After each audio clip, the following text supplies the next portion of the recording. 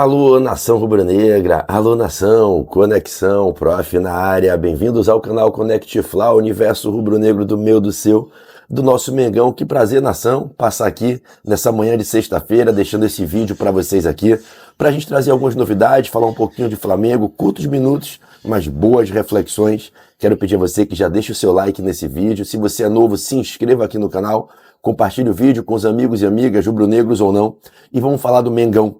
Bom, começar com uma notícia muito especial. O Felipe Luiz, o Filipinho, que tem tanto o nosso amor, carinho, gratidão, a nossa torcida para que ele possa fazer uma nova grande carreira agora como treinador. Conseguiu um resultado muito bom ontem à frente do time Sub-17 do Flamengo, na Adidas Generation Cup, uma competição internacional organizada pela Adidas com grandes clubes do mundo todo, nos Estados Unidos. O time do Felipe Luiz venceu por 1-0, o gol do garoto Douglas Telles, que é uma promessa da base rubro-negra, venceu Dallas em Bradenton, que é uma cidade nos Estados Unidos, e avançou às quartas de final, jogando hoje, 18 horas, horário oficial de Brasília, contra o PSV Eindhoven da Holanda. Se o time do Felipe Luiz vencer hoje, se classifica para as semifinais e olha o Filipinho avançando. A equipe teve uma única derrota, venceu 2 jogos, perdeu 1 na fase de grupos, venceu ontem o Dallas, fez 1-0 no começo do jogo, segurou bem o resultado e o Flamengo está nas quartas. Quem sabe, na sua primeira competição internacional, o Felipe Luiz consegue colocar essa molecada já nas semifinais. Vamos torcer, quem quiser acompanhar, fique atento.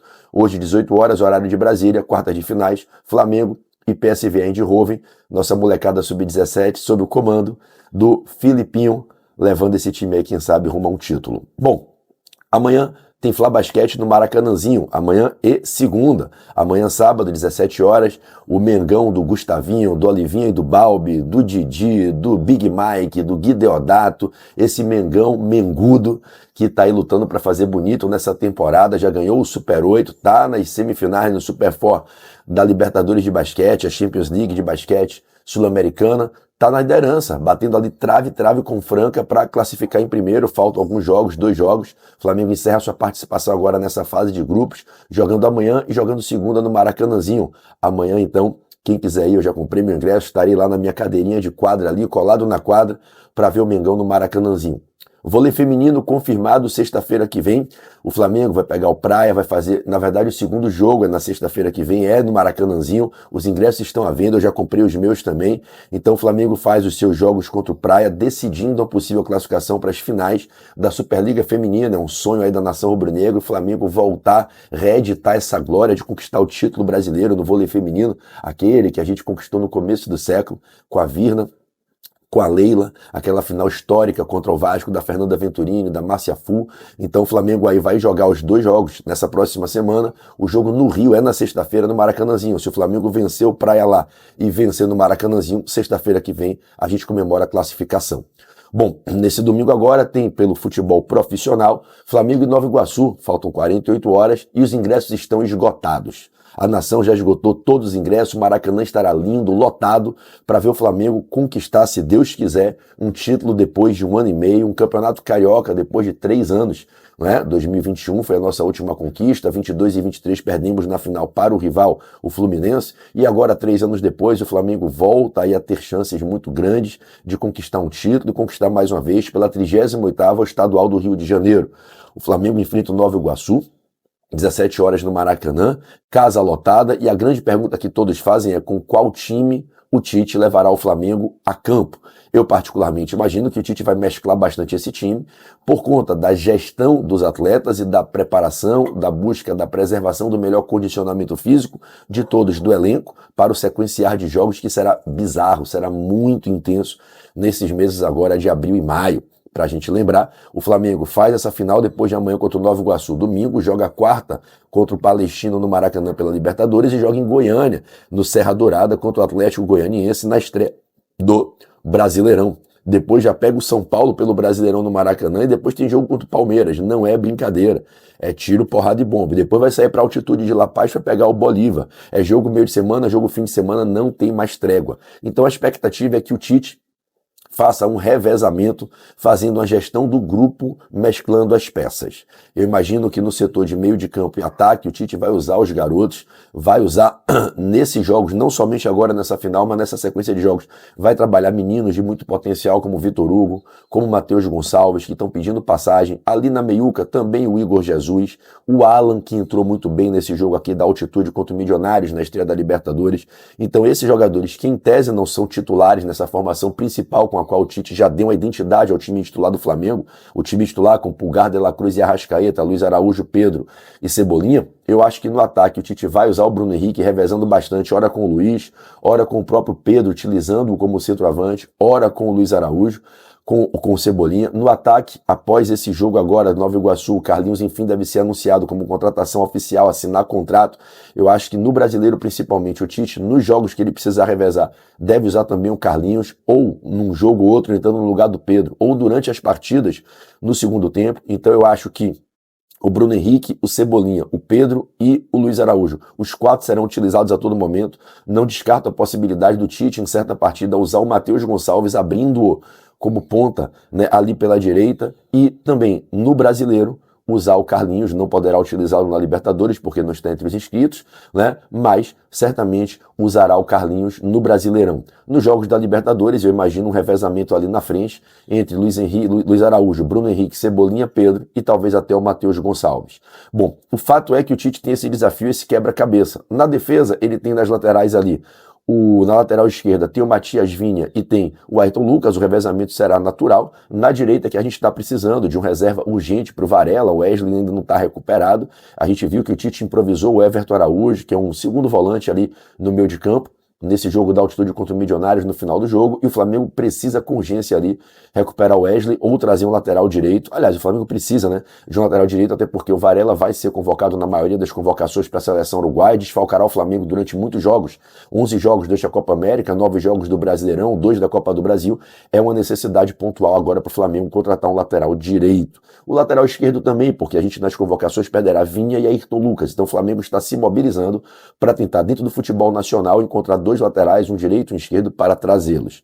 Na zaga, a gente tem 4 zagueiros que estão indo bem. O Davi Luiz, que é muito questionado por parte da torcida, tá indo bem nos treinos, quando tá jogando tá indo bem. Fabrício Bruno e Léo Pereira, nem precisa falar, uma dupla que tá dando um resultado fabuloso ao longo da temporada, jogando junto, ainda não foi vazada, passou por 5 clássicos sem tomar gol. E tem o Léo Ortiz, que vinha jogando muito bem no Bragantino, veio fazendo uma boa temporada, ainda não teve a chance de estrear, e eu acho que estreia domingo, fazendo dupla com o Léo Pereira nessa final contra o Nova Iguaçu. Temos aí dos garotos da base, o Cleiton, temos o Iago, menino que foi fundamental na Libertadores, que a gente ganhou do Sub-20. Então o Flamengo não está tão mal no setor de zagueiros. Bem, para esse jogo contra o Nova Iguaçu, eu imagino que o Tite possa fazer uma premiação ao Matheus Cunha, principalmente porque o Matheus Cunha ganhou muito ponto com o Tite, quando abriu mão de jogar para permitir que o Rossi caminhasse na construção do recorde que ele implementou, mais de 1000 minutos sem levar gols com a camisa do Flamengo em jogos seguidos oficiais. Eu imagino que nesse jogo agora o Tite possa tirar o Rossi e dar ao Matheus Cunha esse prêmio de jogar a final.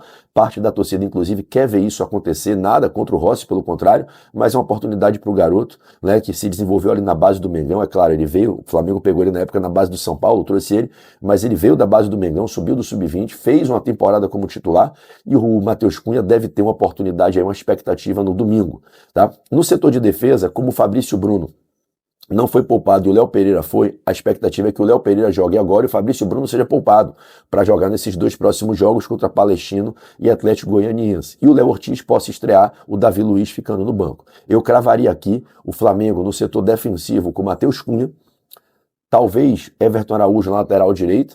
A gente não sabe ainda quanto a lateral direita, se o Varela se recupera a ponto de jogar, ou se o Varela, mesmo que possa ter condições de jogo, seria preservado para os jogos da sequência da semana.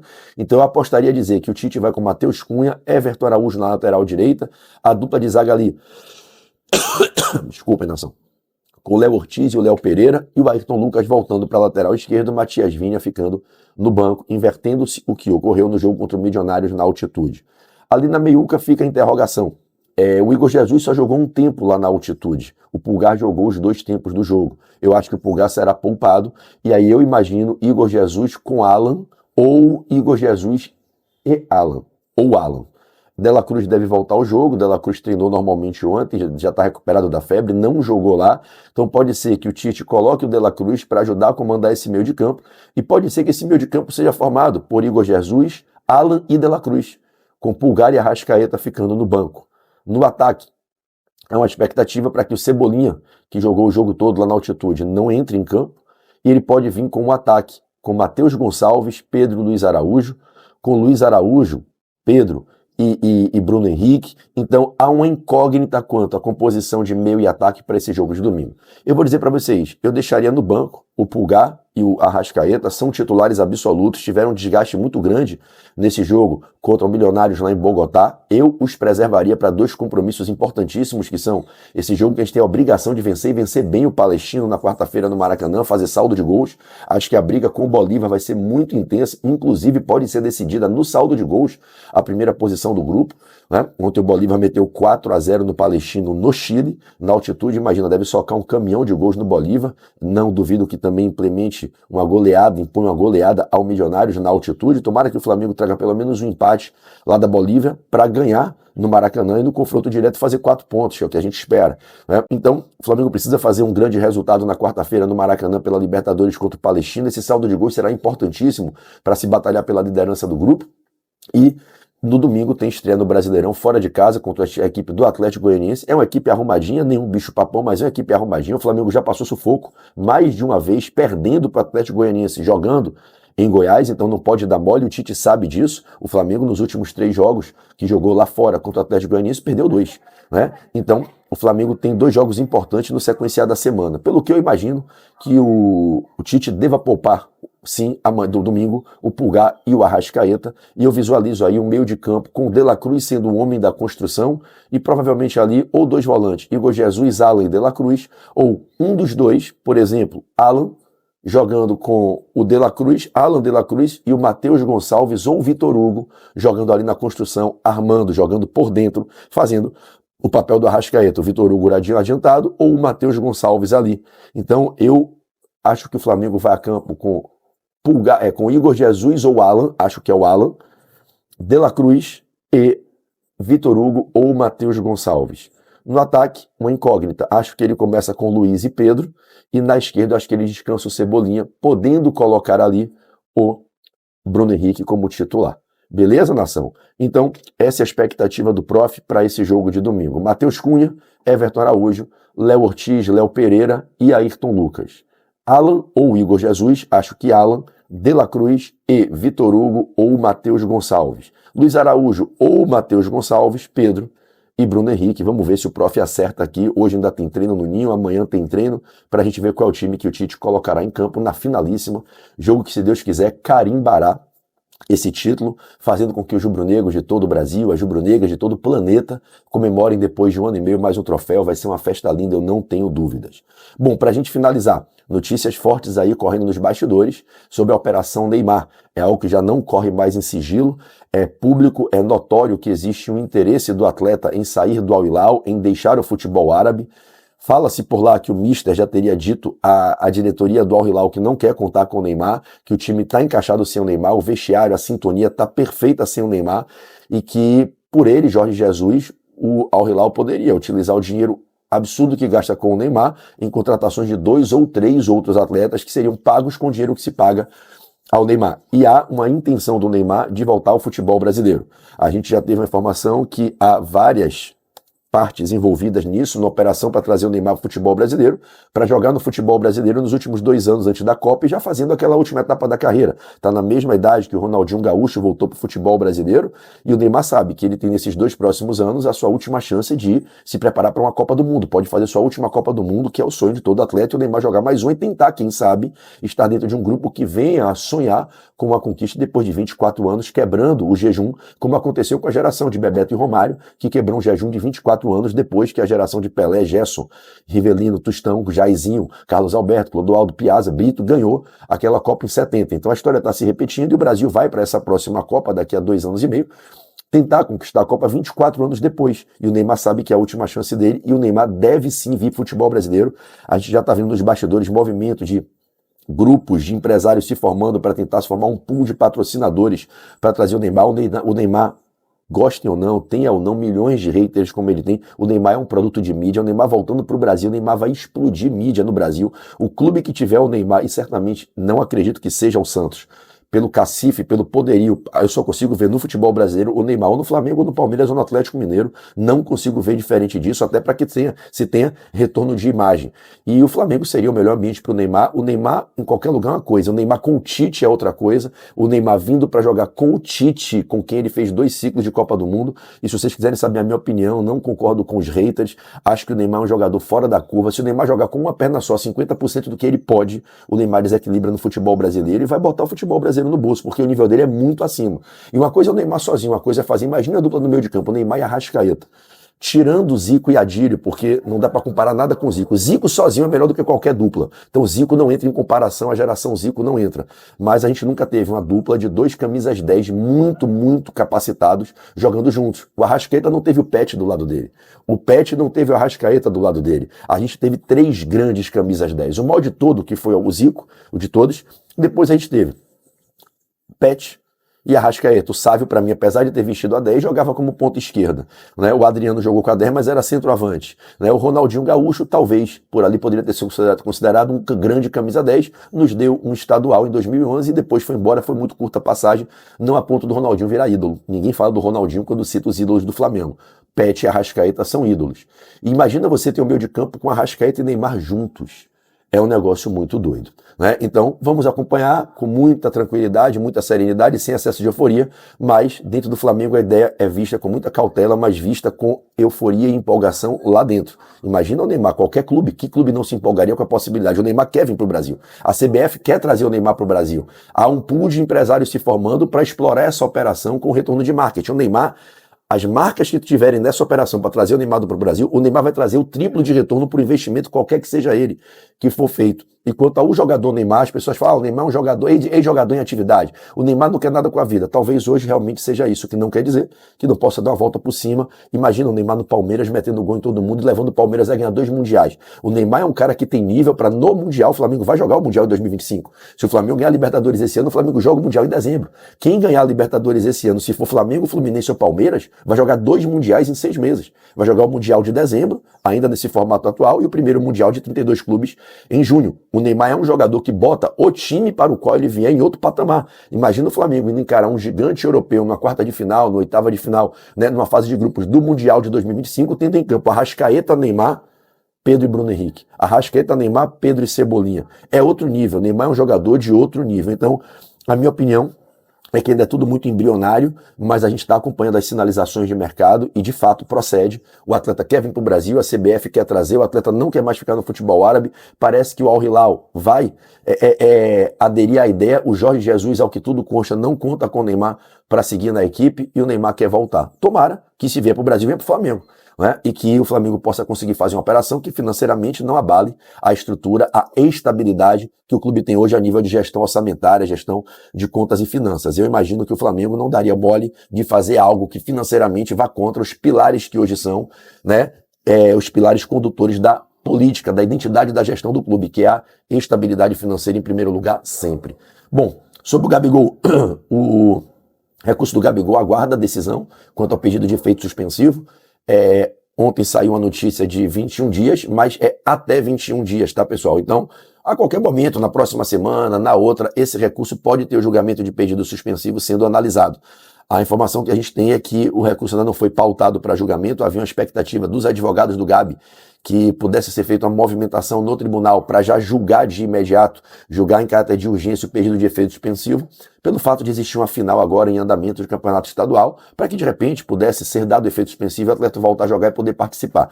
Não houve, por parte da corte na Suíça, essa movimentação.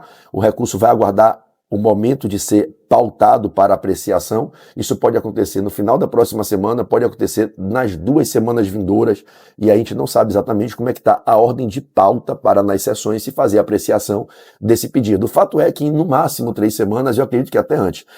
Eu particularmente acredito, é a opinião pessoal, expectativa pessoal, né, pela experiência que a gente tem no meio, que no máximo 10, 12 dias esse recurso vai estar tendo pedido de efeito suspensivo julgado. E é torcer para que seja atribuído efeito suspensivo, para que o Gabriel possa, enquanto o recurso não for julgado no mérito, voltar a treinar, voltar a jogar. Eu particularmente achei que houve uma